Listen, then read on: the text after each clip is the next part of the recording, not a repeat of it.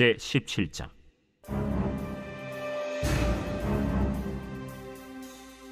블레셋 사람들이 그들의 군대를 모으고 싸우고자 하여 유다에 속한 소고에 모여 소고와 아세가 사이에 에베스담밈에 진침해 사울과 이스라엘 사람들이 모여서 엘라 골짜기에 진치고 블레셋 사람들을 대하여 전열을 벌였으니 블레셋 사람들은 이쪽 산에 섰고 이스라엘은 저쪽 산에 섰고 그 사이에는 골짜기가 있었더라.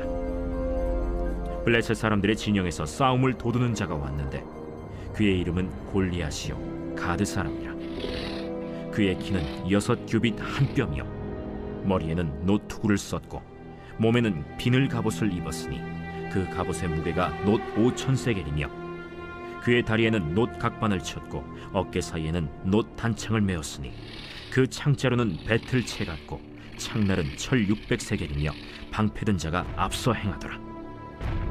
그가 서서 이스라엘 군대를 향하여 외쳐 이르되 너희가 어찌하여 나와서 전열을 벌였느냐? 나는 블레셋 사람이 아니며 너희는 사울의 신복이 아니냐? 너희는 한 사람을 택하여 내게로 내려보내라. 그가 나와 싸워서 나를 죽이면 우리가 너희의 종이 되겠고 만일 내게 알겨 그를 죽이면 너희가 우리의 종이 되어 우리를 섬길 것이니라. 내가 오늘 이스라엘의 군대를 모욕하였으니 사람을 보내어 나와 더불어 싸우게 하라. 사울과 온 이스라엘이 블레셋 사람의 이 말을 듣고 놀라 크게 두려워하니라. 다윗은 유다 베들레헴 에브라 사람 이세라 하는 사람의 아들이었는데 이세는 사울 당시 사람 중에 나이가 많아 늙은 사람으로서 8 아들이 있는 중 그 장성한 세 아들은 사울을 따라 싸움에 나갔으니 싸움에 나간 세 아들의 이름은 장자 엘리압이요 그 다음은 아비나답이요 셋째는 삼마며 다윗은 막내라. 장성한 세 사람은 사울을 따랐고 다윗은 사울에게로 왕래하며 베들레헴에서 그의 아버지의 양을 칠 때 그 블레셋 사람이 40일을 조석으로 나와서 몸을 나타내었더라. 이새가 그의 아들 다윗에게 이르되 지금 네 형들을 위하여 이 볶은곡식 한 에바와 이 떡 10덩이를 가지고 진영으로 속히 가서 네 형들에게 주고 이 치즈 10덩이를 가져다가 그들의 천부장에게 주고 네 형들의 안부를 살피고 증표를 가져오라. 그때 사울과 그들과 이스라엘 모든 사람들은 엘라 골짜기에서 블레셋 사람들과 싸우는 중이더라.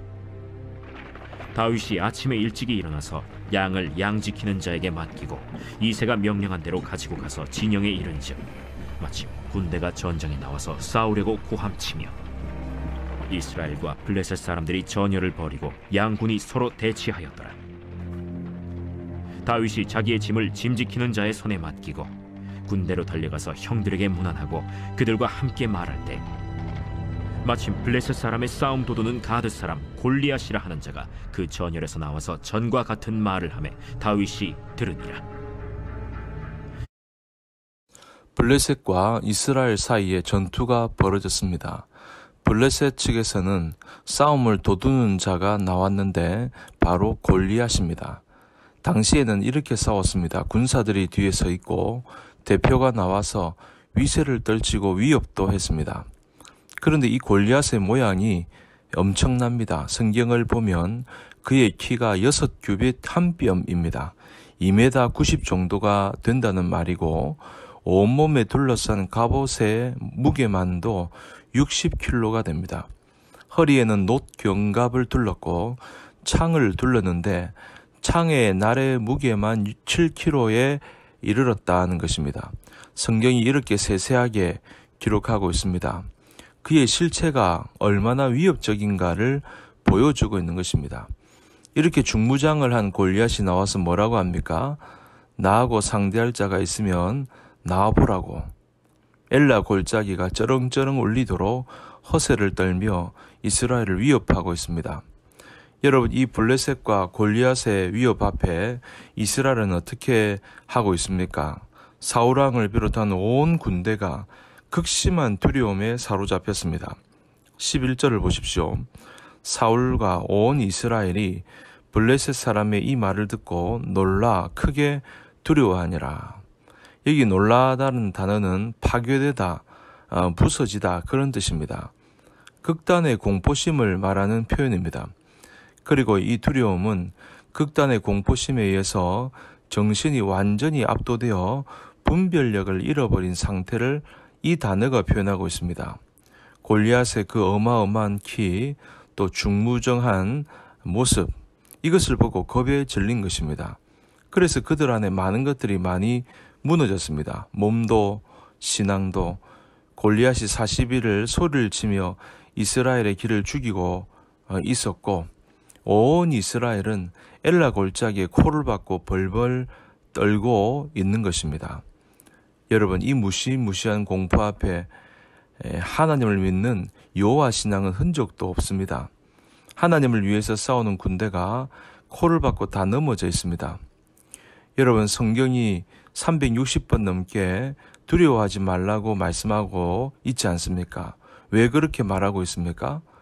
두려워하지 말라는 말씀은 우리를 위로하는 말씀이기도 하지만 또 다른 면에 있어서는 너희들이 두려워 떨면 쓸데없는 공포에 지나치게 잡히면 신앙은 끝나는 거라고 하는 그런 경고와도 같은 것입니다.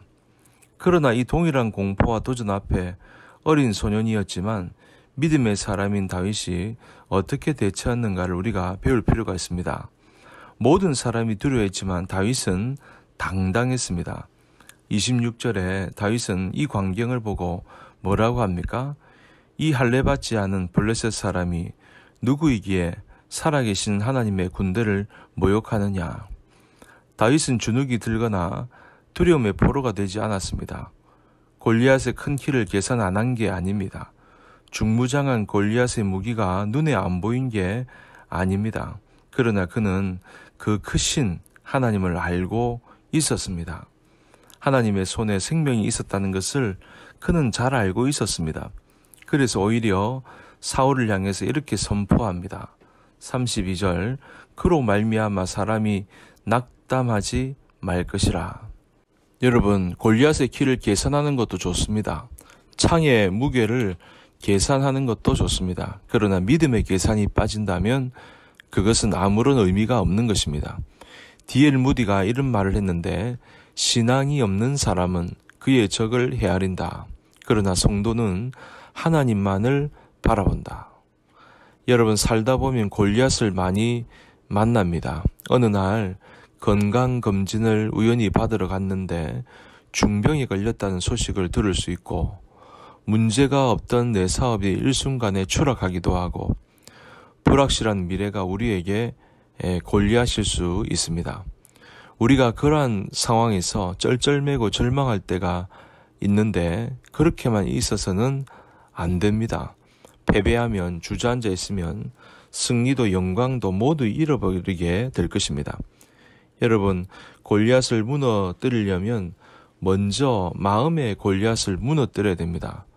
지나친 두려움, 적이 먼저 물러가야 할 줄 믿습니다. 골리앗과 싸웠던 다윗은 살아있는 하나님을 믿었습니다. 살아계신 하나님을 믿는 사람은 어떤 경우에도 죽음을 만나더라도 낙심하지 않습니다. 32절을 다시 보십시오. 그로 말미암아 사람이 낙담하지 말 것이라.